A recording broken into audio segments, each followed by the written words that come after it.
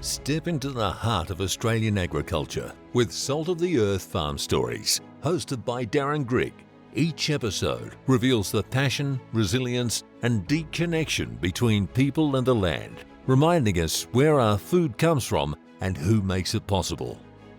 Why do we have to truck them to an abattoir? Why do we have to put them through that stress? Why do we have to compromise meat quality?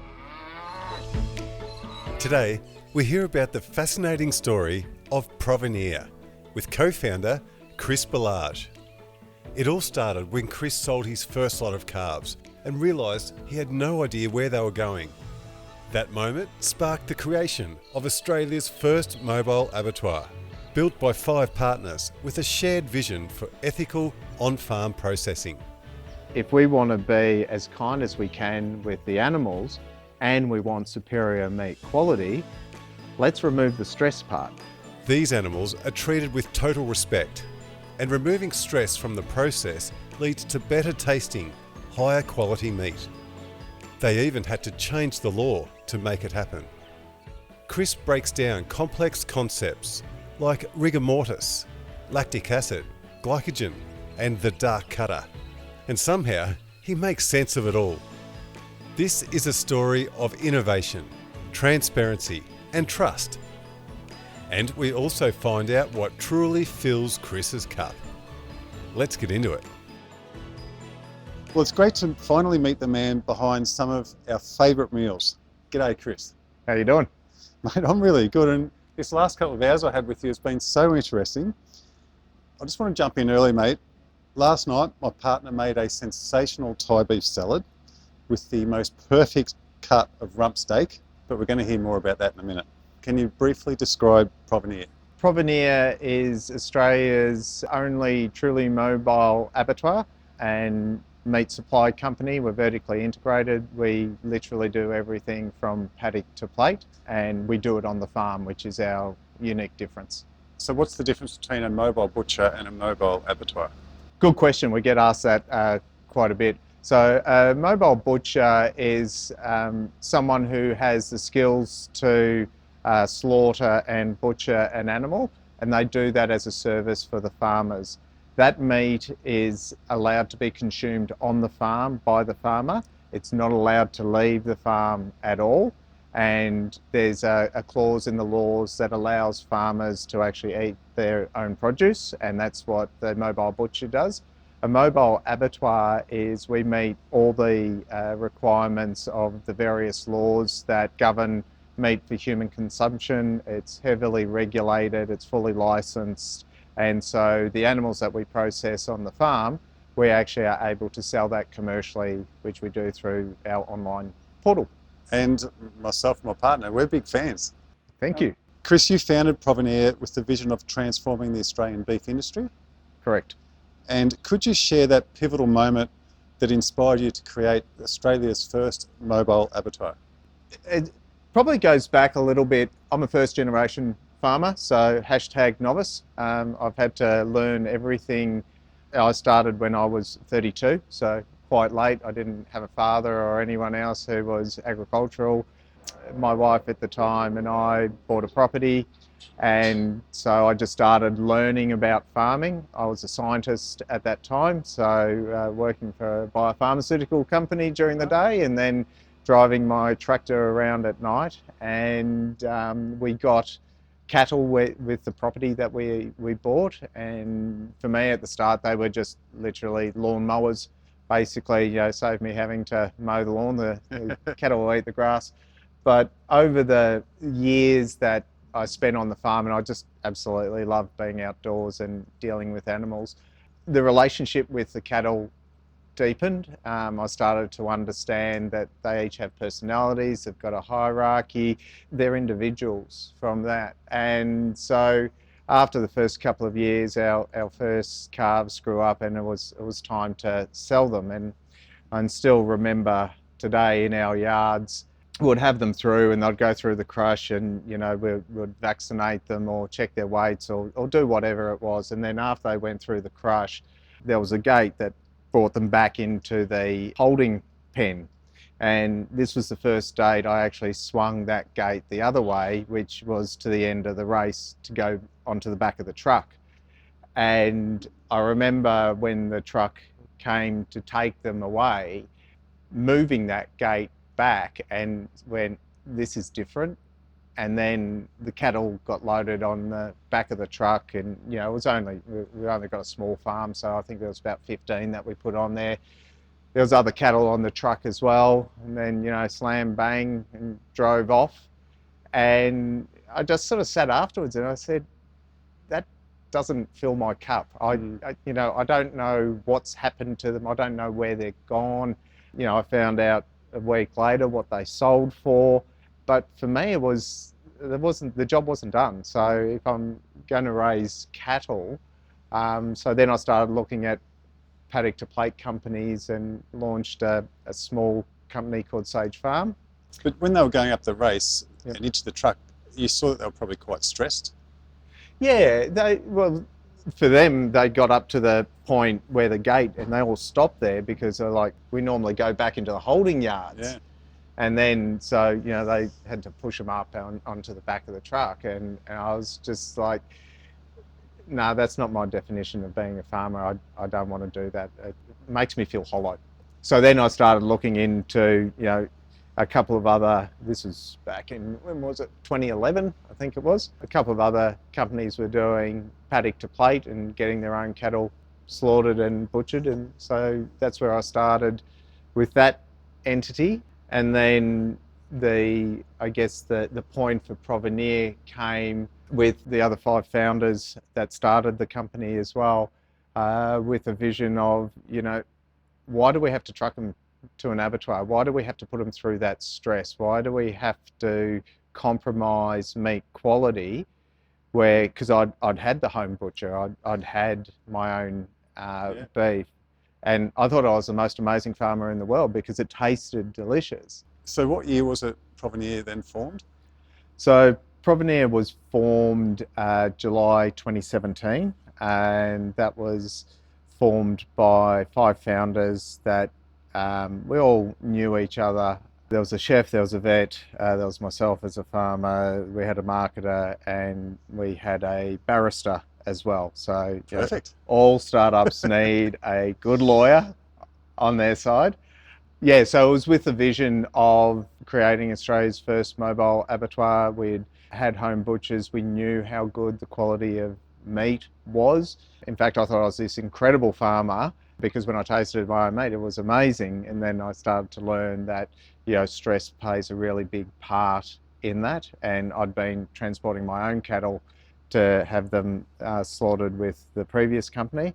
And we went, why can't we do that? And so we spent the last several years overcoming all the reasons why most people don't do that. The first one being in Victoria was illegal. So we had to set our minds to changing the laws. That's a huge task. Yes, it was, particularly for 4 people taking on the government and the regulators. You had the right 4 people by the sounds. Yes, we did. And that took about 5 years to get through. But what was really important was there were certain politicians that really believed in this and couldn't see why it was illegal. So they were great advocates for the change. And I've heard you say before that it was the perfect storm in the cattle market due to oversupply at that time, is that right? For the launch of Provenir? Yeah. I think possibly more than that there was a real drive at that time around traceability and provenance of product. And that was probably at the start where, you know, a lot of the supermarkets were introducing, you know, Joe Bloggs, the lettuce grower, and it was all about that traceability. So when we launched the business, we spent quite a bit of money developing a traceability, digital traceability platform. So now with every animal that we process, QR code, they can know exactly which farm it came from, which farmer, how they farm, where they're located, the whole story. So I think that was probably one of the things that really drove a lot of interest in what we were doing. We'll get to that transparency in a sec too, but Provenir's model eliminates the need for transporting cattle to traditional abattoirs. How does this on-farm processing benefit both animal welfare and meat quality? And you can hear the pigs in the background. So yeah, we are literally on a farm, cattle farm, pig farm. Yeah, so this sort of gets into the science side of things, which being a scientist is probably the area where I feel quite comfortable. So there's a number of aspects to it. The first is around the animal welfare side of things. So animals move away from stressful situations. So putting an animal through an extended stressful period has biochemical impacts on the animal's mental state and also the meat quality as well. So how it basically works is when an animal is stressed, it activates the adrenal gland. The adrenal gland, after about 10 minutes, activates the release of cortisol. So cortisol starts to get the animal in a fight or flight situation, which it can't do either of that on the back of a truck. And so what the high cortisol levels do is it starts to consume glycogen, which is the body's energy source, and starts to convert that to lactic acid. So it's not really dissimilar to going for a long run. Yeah. And you use up all your energies, and then you start getting the cramping, which is the lactic acid buildup from there, and then that starts to impact your muscle function as well. So what we actually want from a meat science perspective is we want the glycogen bucket, or the energy resources available to the animal in the body, to be as high as possible at the point of slaughter. So then once that happens, the animal will go through a process of rigor mortis, which most people understand is where all the muscles tense up. Yeah. At that point, the glycogen, as a portion of the glycogen, is converted into lactic acid, and lactic acid actually allows the muscles to release on the other side of rigor mortis. If there isn't enough conversion of glycogen into lactic acid, then the muscles stay tight, and then that's what's called a dark cutter. And the pH of the muscle needs to go from normal state is around I think it's 6.8 to 7.2. On the other side of rigor mortis, they actually want it down to below 5.4. Right. And if there's not enough glycogen to turn into enough lactic acid, the pH drop isn't sufficient and you get tough meat. So the biggest consumer of glycogen prior to the point of slaughter is stress. So if we want to be as kind as we can with the animals, and we want superior meat quality, let's remove the stress part. And the stress part is basically sitting on the back of a truck, then going to an abattoir, which is a foreign environment. There's lots of other animals there as well, hard floors. So if we can remove all of that, for us, that's a double win. You were being kinder to the animals, which is really strange that I love cattle, yet I raised a business that actually converts them into steaks, and we get really good meat quality, which is backed by science.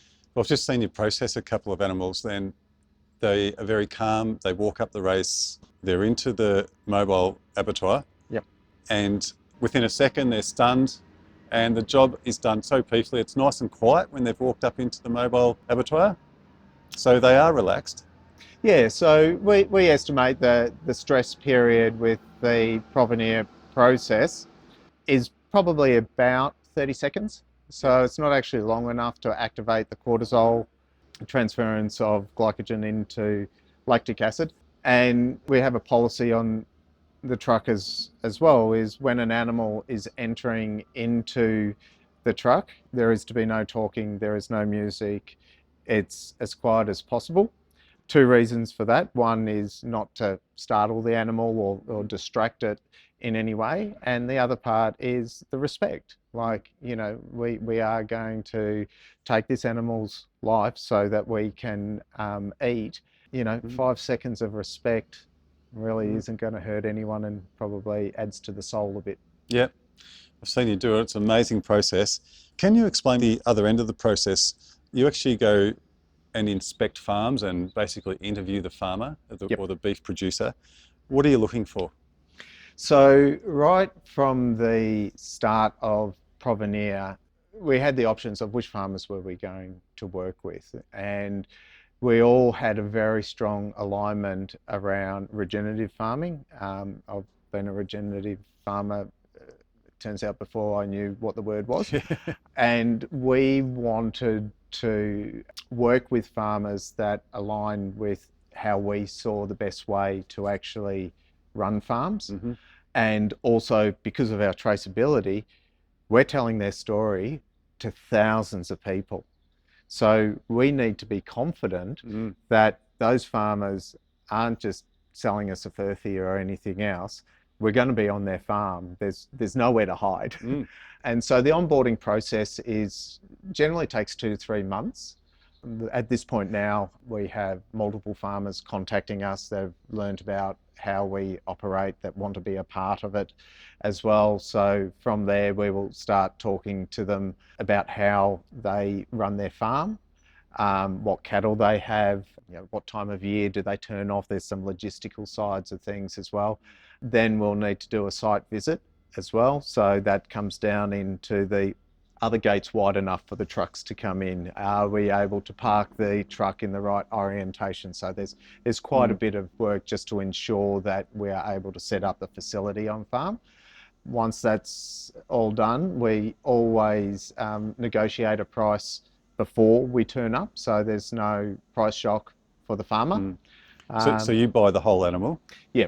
So we're an acquisition model. So there's service models and then acquisition models. Yeah. The reason we went down the acquisition model is most farmers don't actually have the supply chain, or they might only want 1 or 2 animals.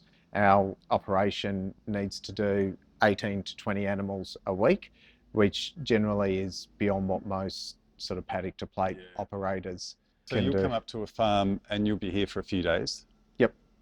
You come in with semi-trailers. It's an impressive setup, by the way. Thank you. Cool room, and then once they're processed, Yep. then they are packaged up at your headquarters. Yeah, so what we refer it to is a spoke and hub model. So if you think of a wheel, the slaughter part of the process, so for your listeners, that's cow to carcass stage. Think of that as the outside of the wheel, so the truck moves around from there, and then the spoke is the meat transport vehicle, so that goes back to the hub, which it is called the hub, where we break the animals down from carcass into cut. So that's where we'll do the boning and the packaging and the slicing and dicing and butchering. So here with your mobile abattoir, how many is in your team here normally? So we run 4 on the truck. That's the moo crew, and in that we always have to have a meat safety inspector.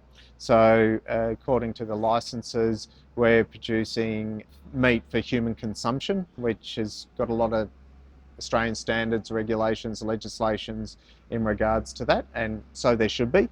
And so we have to have MSI, or meat safety inspector, on the truck at all times. So there's always one of them. We're quite lucky that 3 of the 4 are MSIs, so they can share the role. And it's a bit of a unique skill set because there's not a lot of people with slaughtering experience, and all of them have their heavy truck licenses as well and drive semi-trailers around and are happy to travel around Victoria and New South Wales, staying away from home for half the week each week. Mate, I just want to add in here, 2 nights ago, my partner and I, Leona, we had a quickie. I know exactly what you're talking about. Meaning we had one of your barbecue quickies. Yes. But it wasn't at the barbecue, it was in the kitchen. Full disclosure here. I'll keep this G-rated. Some might call them beef snitchels, but we crumb them, put them in the pan with a few bungaree mashed potatoes, and absolutely delicious. You can actually see the quality in your meat Thank you. before you taste it. It's sensational. Now, we talked about traceability before. How important is that to you and to your customers? Like, I think nowadays we're all a bit more interested in where our food comes from. Yeah, that's sort of been a cornerstone of Provenir in the way that we want to engage with our customers, and give them the respect that they should be able to know where their food comes from. So we have what we call a digital provenance platform. Essentially, it's an app. So every time the animal walks onto the truck, it's given a mother QR code, and we can trace that through the whole process to the point that when we're doing beef quickie, we know exactly which farm it's come from. We can actually trace it to the individual animal, but our market research has shown that people are comfortable to know which farm it is. They don't really need to know exactly which animal it was, because that animal actually has a 15-digit long RFID number. But we're unique in Australia that we are the only processor that can do that. And I think there's maybe one other in the world that is actually able to trace every piece of meat back to the farm, to the date, to the hour, to the GPS location of where that animal has come from. Well done. And you've got a lot of trust with your customers, particularly through your ethical farming practices, don't you? Yeah, so there's a lot of greenwashing that goes on, and for us, it's sometimes funny that, and I guess it's a compliment that people will ring up and they'll think that we're some big organisation, and the phone will be answered by Mandy, and people will say, "Oh, I spoke to you last time." She's like, "I'm the only one that answers the phone. You're going to get me Monday to Friday, every day." That's, that. And we try to be as real as possible. And we try to communicate authentically through our blogs and so forth, which I write myself each week. And we've found that has been probably the best marketing strategy. Not that it's really a strategy, it's just what we are, is to treat everybody as real people. And we're real people. We make mistakes. We often have to call up and, we'll get a call that, it was delivered to the wrong house, or, we didn't put the right cut in or anything else. And it's like, so sorry, we'll pop it in the next one and we'll go. And so. My partner was wondering, is it nutritionally better when they're killed this way and processed this way? Yes, is the short answer, because you're removing those stress elements going through the animal as well. So there hasn't been a lot of studies done on stress elements from a nutritional point of view. There's been a lot of studies being done on trying to avoid what's called a dark cutter. So these are the animals that haven't had sufficient glycogen to get enough lactic acid drop.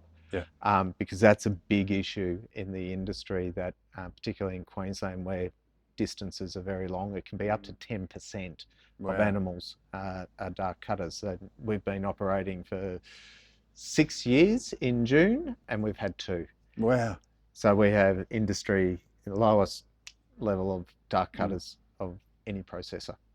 I think the other thing that's really important around the nutritional side of things is, what nutrition did your food have? So that's why we'll only do grass-fed, grass-finished. People are able to sell grass-fed that has been grain-fed. It's a problem with legalities around definitions of words that the ACCC needs to look into.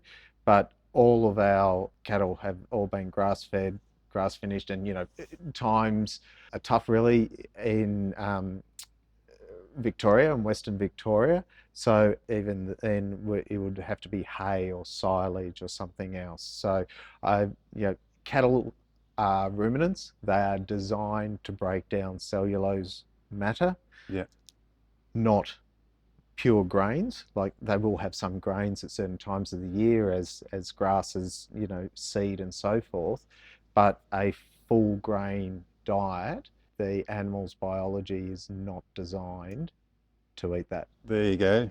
Thank you. Can you discuss the environmental and economic benefits to both producers and consumers?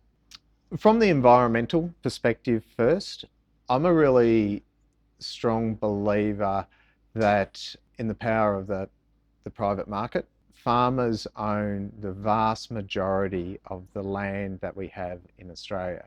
So if we are going to have real environmental improvement, regeneration, and carbon sequestration, we need to be encouraging farmers to do the right things on their farm. And that's where regenerative farming comes in, and that's why we will only work with regenerative farmers who are fencing off creeks, are looking at increasing their biodiversity, you know, looking to bring in native grasses to cohabitate with other more productive, you know, phalaris, cocksfoot, ryegrass and so forth, and, you know, are looking at the biome in the soils as well, you know, getting testing for fungi and so forth, because this is where we're going to actually start to address the biodiversity issue and the carbon issue that we have, which is a whole nother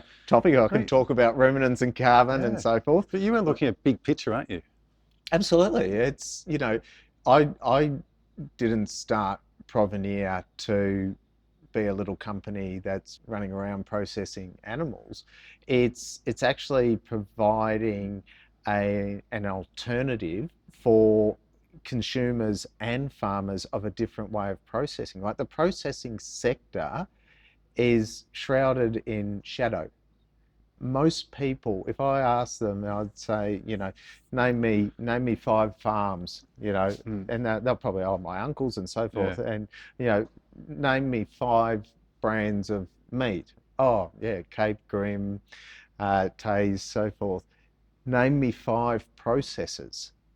What's a processor? Or I don't know. No. Oh, there's an abattoir down there. What do you know about it? Oh, nothing. It's a big building. And we think that there can't be paddock to plate without the 2-bit. Yeah. And that's what processors do. So we want to be the different processor. We want to be the transparent one. We want to be the one that says we value animal welfare.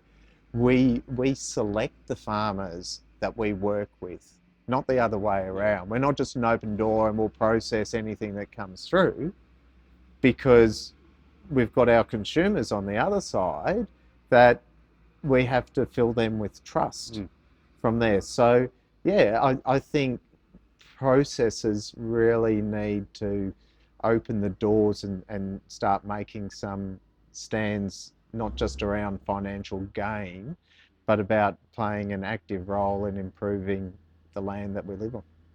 Awesome, mate. And you collaborate with chefs and restaurants, is that right? Yes. And they have similar values? Ethical Yeah, values? so we've sold to lots of fabulous restaurants. Rockpool, I met Neil Perry.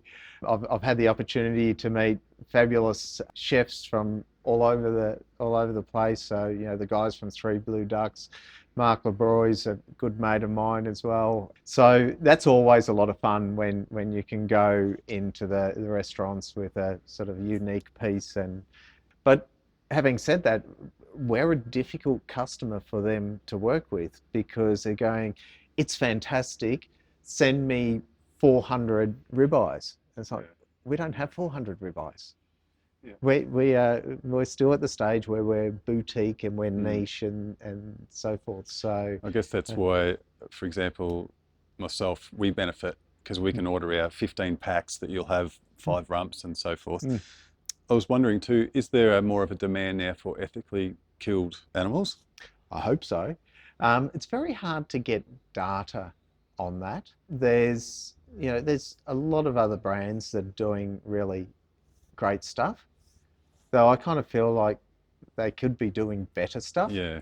And ironically, we've had challenges before where we've wanted to, partner with particular, well-known butchers and so forth. And it's like, this is processed on farm. And they said, that's fantastic. What do I say about the pork next to it? Yeah. And then all of a sudden we fell victim of good, better jeopardizing good. Yeah. And so they didn't want to progress with it because it made it a difficult conversation for them to have. And I think, difficult conversations are great. People learn and grow from them. So, but yeah, it's definitely been interesting. And looking ahead, what innovations or developments do you foresee in this sector over the next 5 to 10 years? Look, I think we've achieved proof of concept. So when we started, there was a lot of industry that didn't want to see us exist, didn't want to see the laws changed. We had quite a bit of pushback from industry and regulators. There was the terms thrown around that these backyarders are going to bring the whole industry into disrepute and everything else, which is kind of funny because 8 weeks after we launched, we won the Australian Food Awards and got not only a gold medal, but we got best in class. Are you serious? That's only 8 weeks after you started. 8 weeks blind tested over 50 different entrants, and we had a grand total of 8 animals in the hangar, and we went into it for shits and giggles, and just to see how do we stack up. Yeah. And we won the bloody thing. And everyone's like, who's Provenir? It's like, we don't even know who Provenir is. We're only 8 weeks old. But there's this sign, isn't it? Oh, yeah. It's if you remove stress, it's amazing how good meat tastes. And so I'm not sure I answered that question though. Innovations over the next 5 to 10 years. I think traceability, there's going to be a big push around that. And I think there's the consumer demand for it, but I think it's going to become regulated from there. There's going to be a big challenge around animal welfare as well. Already some farms out in Queensland are struggling with cattle not being fit to be transported. Wow. What do we do with them? That's a big issue. And I think, we've ticked the proof of concept box, so we're getting more interest in other people doing this as well, which we'd love to work with them. Well, your transparency's there, and nice to hear that farmers are wanting you to come to them, which is they've got values like that too. That's good. And a question from my partner Leona: is lamb a possibility at some stage? We get asked that an awful lot. The truck has actually been designed to do everything from 1,000-kilogram bulls right down to 40-kilogram lambs as well. The only reason we haven't done lambs, and we've been asked many times, is our capacity at the hub, the butchery. Yeah. So for us to do lambs, we've only got a certain sized cool room. So if we did lamb, we'd have to do half the beef to fit the lamb in there. And so logistically, it becomes a challenge. So we just need to build another big butchery and do lamb. But maybe one day. Oh, it's definitely, it's on the list. Yeah. There's a few things on the list. We've got some pigs in the same shed here at the moment. Are they a possibility too? I have been asked by my good friend Lauren Mathers from Bundara when I'm going to do a pig one as well. So yeah. All right, well, watch this space. If you're a beef producer and you want to know more about this process, what should they do? Jump online, go to provenir.com.au. There's a little tab at the top that says customer care. Click on that, and when you go onto that page, there's a little box that says farmer inquiry, and I'll get that email, and then I'll be able to respond. We'll have a bit of a chat and a yarn, and see what you're up to and see what you're wanting to do. Fantastic. And what steps can our listeners take to make more informed choices when buying their meat in general? Ask the hard question is the hard bit, because processing and the slaughter process, generally there's a lot of taboo about it. We don't talk about it. It's the bit that we close our eyes to and look the other way. And when people say that, it's like, you're actually the problem. Yeah. Because if people aren't looking at something, then bad things can happen and proliferate and so forth. So, if you're talking to your butchers, it's like, where do you get it from? And, the general answer will be, and it's tough for the butchers because they just buy from wholesalers. They'll say, oh, Western Gippsland. And it's like, where in Western Gippsland? Oh, the green hills up the top. Do you know the farmer? And that's the real hard part, because the traceability is not built into the system anyway from there. But butchers do great jobs in supplying good meat, and they've got a lot of power as well. The questions that they ask the wholesalers as well. So just be the busybody. Well, at the weekend, we even had some of your chuck steak in the slow cooker for the whole day. Sensational. Which brings me, mate, I can't speak highly enough of our experiences with you guys. The ease of ordering is just so quick and simple. It gets delivered to our doorstep, and seriously, it's such amazing value.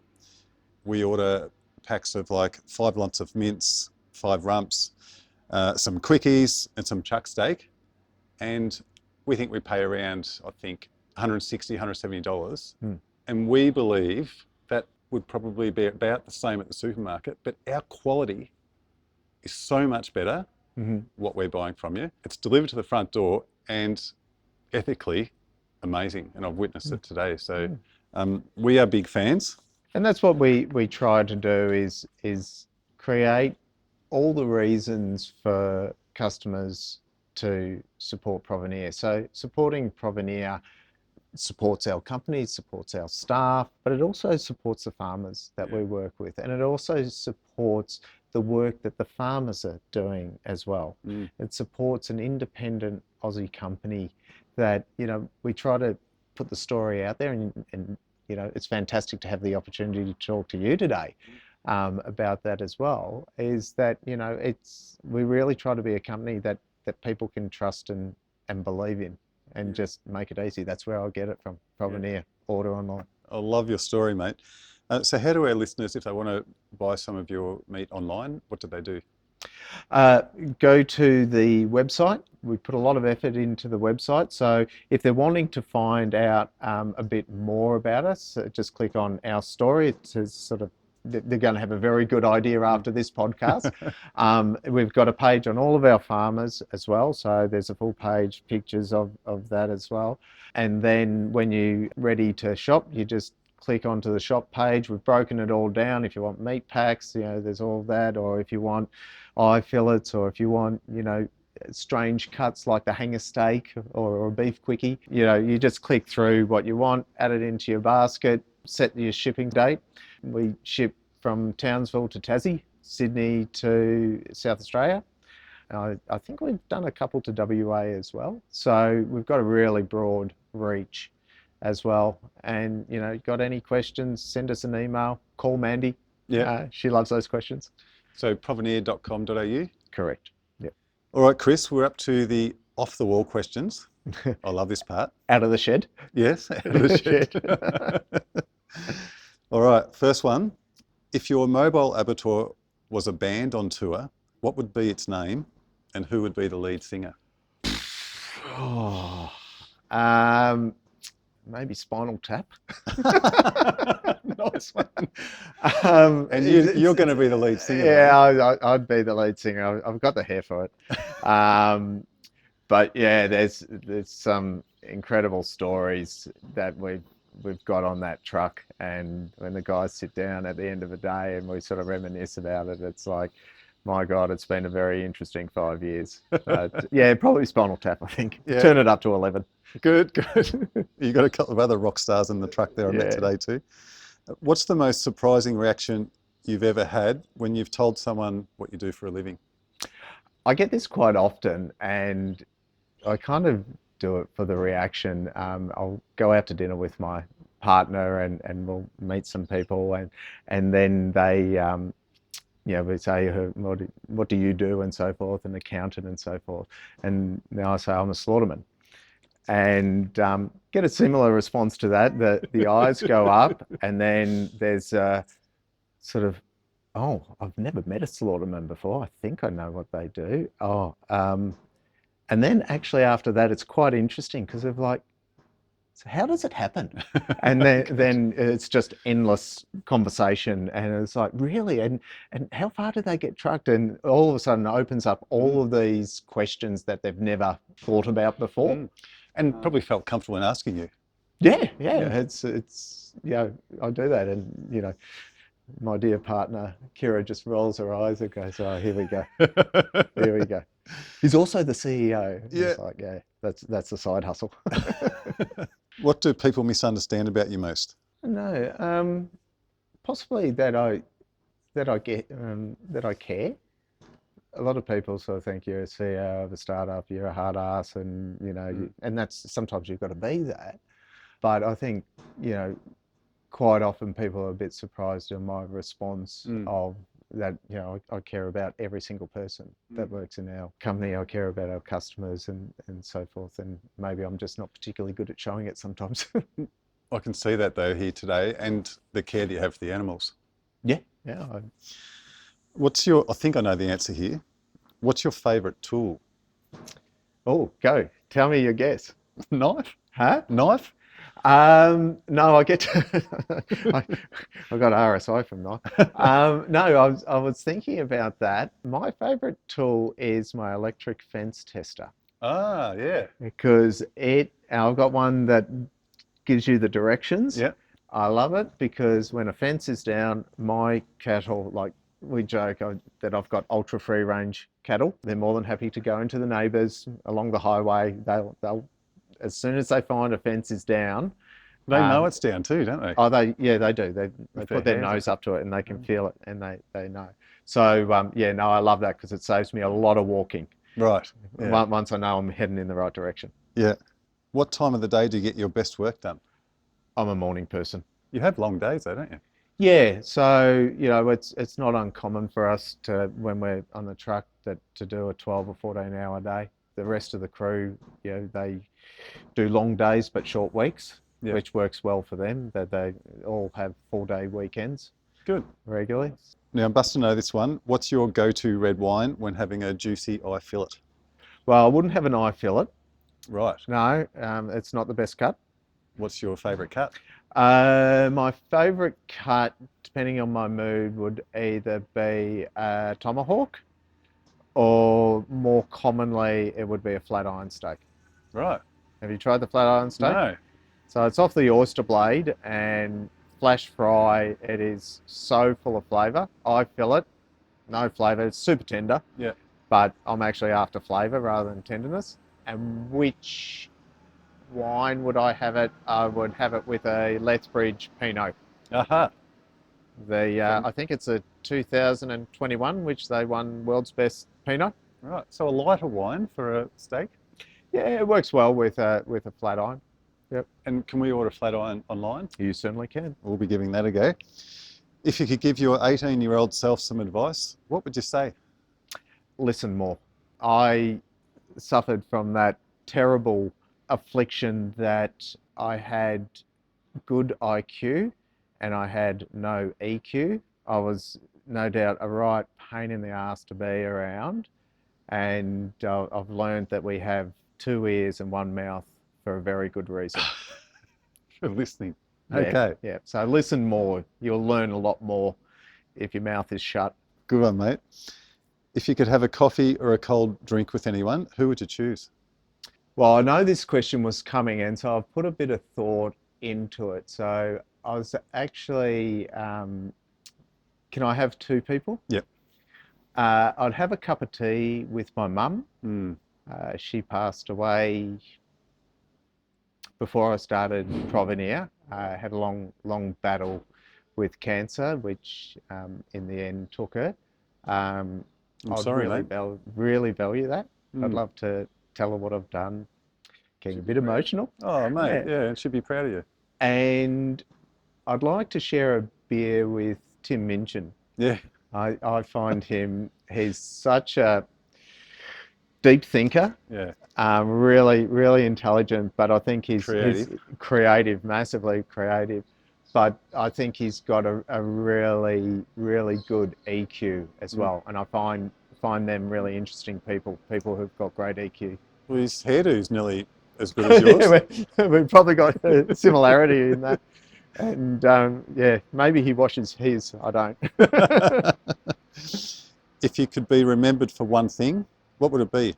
You know, I've said this to my dad. I think on my tombstone, "Didn't die wondering" would be a good phrase. You know, I think being remembered for having a crack, not really. I've never really worried much about risk. Like I'm a big risk taker, so you know, I gave up a 20-year career in biopharmaceuticals, you know, 6-figure salaries, all the rest of it, because it didn't fill my cup. Yeah. It didn't give me a purpose. So that's when I found my purpose here. So I'm a very happy I love person. hearing that. I love it. If you could live anywhere in the world, where would it be? I think I'm really boring, like probably so many of your other guests. I actually love where I live. Yeah. I really do. It'd definitely be Australia. I love traveling. I love seeing other cultures. And I spent a couple of years overseas, but sometimes you need to go overseas just to realize how lucky we have it in so many ways in Australia from there. So yeah, no, I'd love, it'll be in the country. Definitely. Yeah, I love the country. Well, Chris, congratulations what you've achieved so far. Thank you. It's quite amazing, and I've loved this afternoon, having this time with you, and I've learnt stacks. And I've really loved this chat, mate. So thank you very much. It's a real privilege. Oh, thank you for having me on. You know, it's great hearing all the farm stories that come out, and they're so wide, the breadth of all the stories. I love listening. Good one, mate. Thank you. What an incredible story, from paddock to plate. Provenir is truly changing the way we think about meat.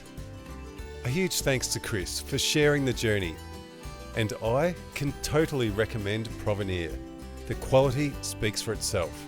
Log on, check it out, it's easy. Thanks for listening, and until next time, keep your hands dirty and your spirits high.